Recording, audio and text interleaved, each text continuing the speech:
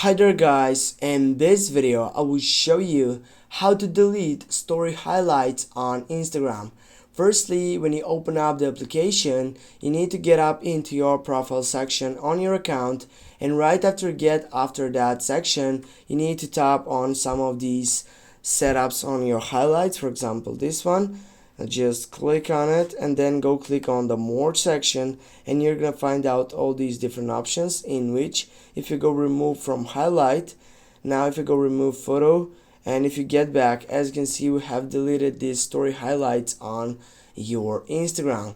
Now also you're gonna be available to do that section by simply typing and holding on the story side, and then as you can see here, you have the second selection, delete highlight. Go on it, go delete, and now automatically has been detected that site.